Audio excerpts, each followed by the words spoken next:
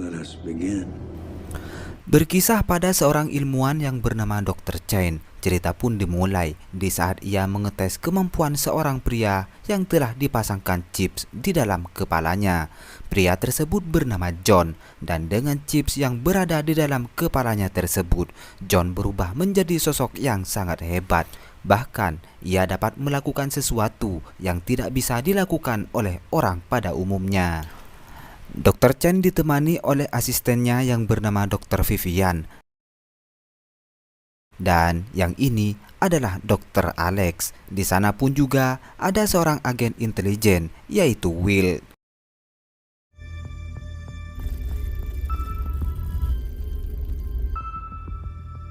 Crocodile. Snake. Meskipun terdapat sebuah chips yang tertanam di otaknya, John masih dapat mengontrol dirinya sendiri, sehingga ia pun melakukan penyerangan untuk keluar dari ruangan tersebut.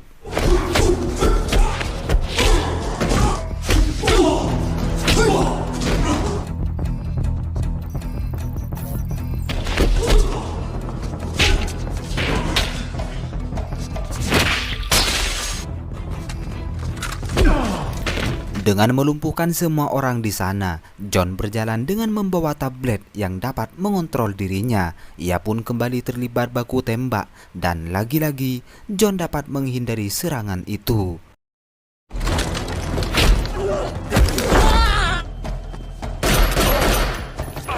Entah kenapa John tidak membunuh Dr. Chen dan rekannya, dan dengan demikian Dr. Chen memerintahkan semua keamanan untuk menangkap John. Pada saat itu, John memasuki sebuah ruangan pengelolaan data. Ia pun memulai programnya untuk mengaktifkan chips terhadap 5 orang yang telah menjadi korban eksperimen oleh Dr. Chen, sehingga para korban tersebut terbangun untuk menjalani misi yang telah ditentukan oleh John. Di sisi berbeda, Dr. Chen menghubungi atasannya yang bernama Tuan Hamburg. Ia pun menceritakan sesuatu mengenai John yang berhasil meloloskan diri. Tuan Hamburg memerintahkan Dr. Chen agar melakukan pemeriksaan bagaimana bisa seseorang yang telah dipasangkan chips masih dapat mengontrol dirinya sendiri. Tak hanya itu, Tuan Hamburg juga membuat perintah untuk menangkap John secepat mungkin. Singkat cerita, 6 hari kemudian, John mendatangi sebuah restoran dengan membawa mobil mewahnya. Ia pun menemui seorang wanita tak dikenal dan diketahui wanita tersebut bernama Jane. Pada saat itu, Jane sedang menunggu rekannya yang sampai kini tak kunjung datang, dan John yang berada di sana menawarkan diri untuk menemani Jane sebelum rekannya datang. Jane mempersilahkan John untuk duduk, dan dalam percakapan mereka, John menyempatkan diri untuk menceritakan masa lalunya ketika menjadi kelinci percobaan oleh Dr. Chen. Flashback di saat ia berusaha melarikan diri. John ternyata telah mengetahui siapa saja yang menjadi korban untuk dijadikan eksperimen oleh Dr. Chen. Yang pertama adalah seorang wanita Vietnam yang bernama Han Win. Sama seperti John, Han Win juga ditanamkan sebuah chip di dalam otaknya, sehingga ia berubah menjadi seseorang yang sangat cerdas. Namun dikarenakan sedikit kegagalan, Dr. Chen menonaktifkan Han Win sampai waktu yang telah ia tentukan. Yang kedua adalah Romero, seorang mantan tentara Amerika yang kini mengasingkan diri. Dr. Chen mengutus seseorang untuk membawa Romero ke markasnya, dan pada saat itu Dr. Chen menanamkan chips untuk menjadikan Romero sebagai anak buahnya. Yang ketiga adalah Bindi, seorang pelayan restoran yang dengan sengaja diculik oleh Dr. Chen untuk dijadikan sebagai kelinci percobaan sama seperti yang lain. Dr. Chen sengaja mengumpulkan mereka untuk menjadi mata-mata pemerintah, dan berkat chips tersebut mereka semua akan menjadi sosok manusia yang sangat cerdas. Tak hanya itu, mereka pun akan menuruti semua perintah dari Dr. Chen. And they wasted no time in testing out the new recruit. Entah bagaimana John sebagai subjek kelinci percobaan dapat mengontrol tubuhnya sendiri. Bahkan ia dapat mengontrol chips yang berada di dalam otaknya. Ketika John memasuki sebuah ruangan database di saat ia berusaha menyelamatkan diri, John dengan cepat mengaktifkan Henwin, Romero, dan juga Bindi, sehingga mereka pun berjalan sesuai dengan tugas yang diberikan oleh John, di mana ia berkeinginan untuk menghancurkan Dr. Chen beserta antek-anteknya. Pada saat itu Henwin ditugaskan untuk membunuh salah satu pemimpin keamanan yang bekerja sama dengan Dr. Chen. Berkat chips tersebut dan tanpa Henwin sadari, ia akhirnya dapat mengalahkan lawannya itu. Untuk Romero sendiri, John telah memprogramnya untuk membunuh Yuri Ketrov, seorang pembisnis yang terlibat dalam pembiayaan fasilitas Dr. Chen. Seperti yang telah kita ketahui, berkat chips tersebut, Romero pun dapat membunuh Ketrov dengan sangat mudah.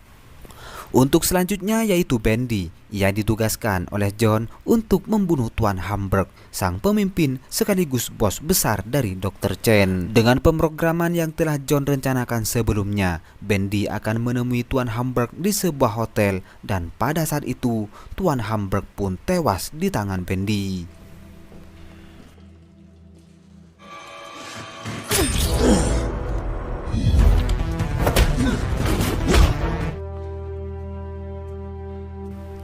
Setelah menyelesaikan ceritanya kepada Jen, John akhirnya memberitahu bahwa Jen adalah Bendy. Jen terkejut mendengar hal itu. Bagaimana bisa ia dapat membunuh seseorang tanpa ia sadari?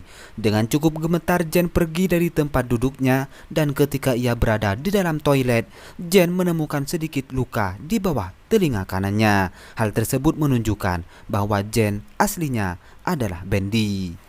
Pada saat itu Jen sangat ketakutan dan jika benar bahwa dirinya adalah Bendy, berarti Jen sendiri adalah seorang pembunuh.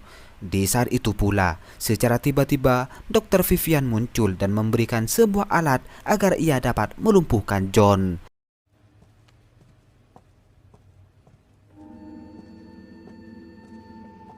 Tak berselang lama ketika Jen kembali ke tempat duduknya untuk menemui John, Dr. Alex, Dr. Vivian, dan juga para antek-anteknya telah bersiap untuk menangkap John, sehingga sebuah baku tembak pun akhirnya terjadi.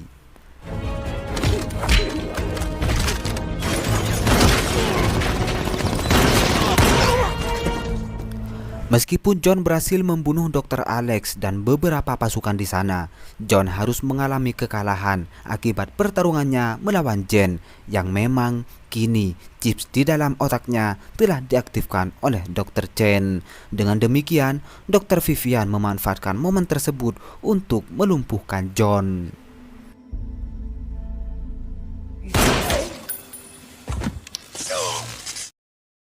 John akhirnya mendapat perawatan di tempat laboratorium milik Dr. Chen. Pada saat itu, Dr. Chen ditemani oleh Dr. Vivian dan juga Jen.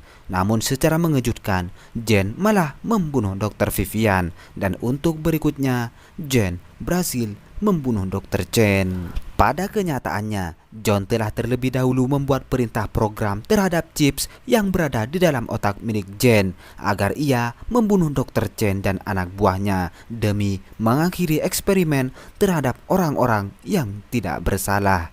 Dan disinilah juga film pun berakhir.